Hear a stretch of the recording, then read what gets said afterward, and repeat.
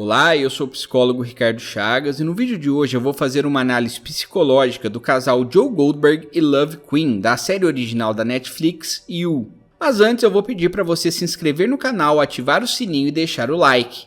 E é importante lembrar que a análise contém alguns spoilers sobre esses personagens. Joe Goldberg é tão repugnante quanto carismático.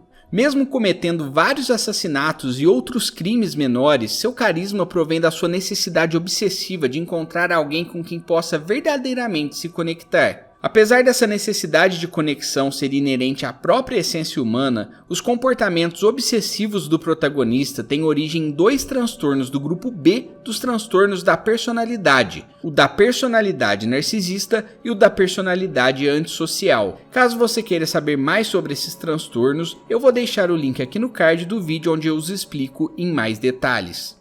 Como Joe possui alguns traços tanto do transtorno narcisista quanto do antissocial, se ele fosse ao psiquiatra, provavelmente seria diagnosticado com o transtorno da personalidade mista, por não se enquadrar precisamente em nenhum deles e carregar características de ambos. Primeiro, vamos falar em mais detalhes dos seus traços narcisistas, em especial o mais perceptível de todos, sua necessidade de ser admirado o tempo todo. Talvez esse tenha sido o primeiro traço de um transtorno de personalidade a se manifestar no protagonista, que logo na infância sofreu um grande trauma: matar o padrasto abusivo para proteger a mãe. Algo que não foi feito com a intenção de despertar admiração e que o fez sofrer as consequências da rejeição materna. Em suas fantasias de amor perfeito, que aliás também é um critério diagnóstico do transtorno narcisista, Joe quer ser o salvador das mulheres por quem se apaixona, mas ele apenas traz o caos para suas vidas. Esse padrão comportamental que ele repete com cada uma das suas vítimas nada mais é do que uma reprodução do trauma familiar que vivenciou durante a infância. Seu conceito de amor é completamente distorcido. Para ele, amar é viver uma fantasia na qual ele deve cuidar de cada aspecto da vida de quem ele ama, agindo de maneira excessivamente controladora e abusiva. A teoria do apego do psicanalista John Bowlby explica esse padrão de comportamento de Joe.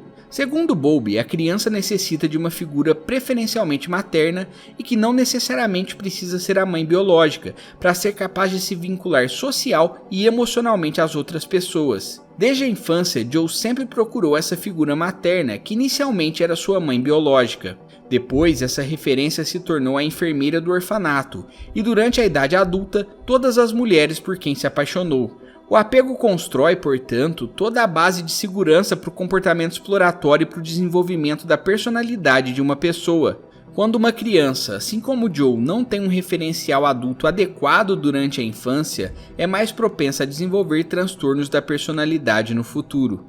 Jung explica esse mesmo fenômeno de outra maneira, através do chamado complexo materno do filho, e um de seus efeitos possíveis é o dom-juanismo. Segundo Jung, no dom-juanismo, a mãe é procurada inconscientemente em cada mulher.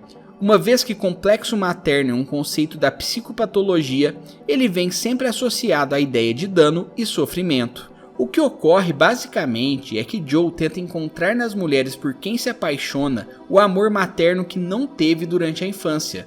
Porém, como o próprio Jung afirma, esse mesmo complexo está relacionado ao desenvolvimento de psicopatologias, que no caso de Joe se manifestou através dos transtornos de personalidade e também de um transtorno parafílico chamado transtorno voyeurista. Um dos comportamentos mais presentes no protagonista é o fato dele curtir stalkear e secretamente observar as mulheres por quem se apaixona. Quando se depara com uma situação sexual, ele não consegue se conter e se masturba, além de roubar as peças íntimas de suas vítimas. Apesar da perseguição não ter uma intenção inteiramente sexual, sua motivação maior é descobrir mais sobre os hábitos e interesses de suas vítimas para que futuramente seja capaz de se conectar com elas. E sabe qual é um diagnóstico diferencial possível do transtorno voyeurista? É justamente o transtorno da personalidade antissocial, cujos traços, em especial aqueles relacionados à violação das leis e dos direitos das outras pessoas, estão presentes em Joe. Esse transtorno pode ter origem em problemas sexuais que ele teve na adolescência, e acho que na quarta temporada, os flashbacks do protagonista adolescente vão mostrá-lo justamente lidando com o início da vida sexual. mas sem sombra de dúvida, seu relacionamento mais problemático é com a esposa, Love. No final da segunda temporada, descobrimos que ela apresenta traços de personalidade tão patológicos quanto os de Joe. Apesar de serem consideravelmente parecidos, durante a terceira temporada o casamento dos dois desanda completamente. Mas por que isso acontece? Nenhum dos dois parece capaz de aceitar a sombra do outro. Eles aceitam apenas a persona, a máscara social, que cada um exibe interpretando os papéis de marido e esposa. Ambos possuem a crença errônea de que aquele casamento perfeito, o sonho americano com a casa no subúrbio, cerquinha branca e um belo jardim seriam suficientes para que conseguissem mudar seus comportamentos disfuncionais.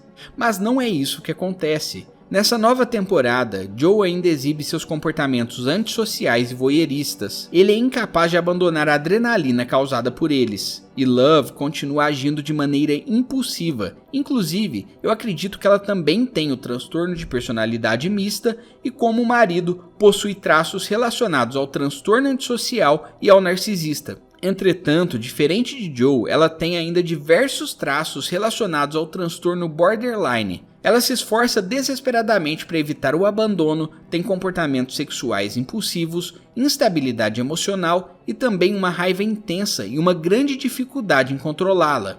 Filha de pais narcisistas, ela tem um histórico de negligência parental diferente do de Joe, embora igualmente traumatizante. Obviamente, o relacionamento dos dois tinha tudo para dar errado. Ambos estavam fingindo que o amor de um pelo outro os havia transformado, embora isso fosse claramente uma mentira.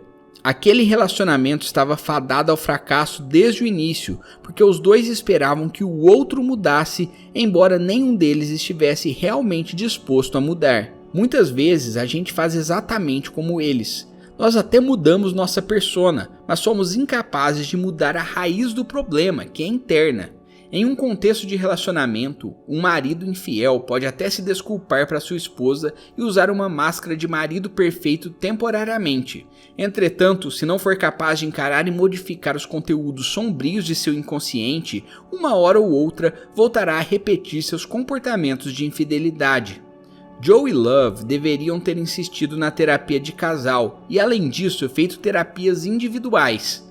Se eles estivessem dispostos a trabalhar as próprias disfuncionalidades, talvez a terceira temporada pudesse ter terminado de maneira diferente, com um final mais próximo do viveram felizes para sempre. Sinceramente, You não é meu tipo favorito de série e talvez já esteja ficando um pouco repetitiva, mas eu tenho de admitir que o estudo psicológico dos personagens é muito bom. Tanto Joe quanto Love possuem nuances realistas que extrapolam a armadilha do personagem caricato. Enquanto em algumas obras o narcisista é um gabarito diagnóstico desse transtorno, aqui eles parecem mais reais, com padrões diagnósticos mistos que combinam com o histórico pessoal de cada um. Além disso, essa terceira temporada nos traz uma reflexão muito interessante de relacionamentos aparentemente perfeitos, mas essencialmente superficiais.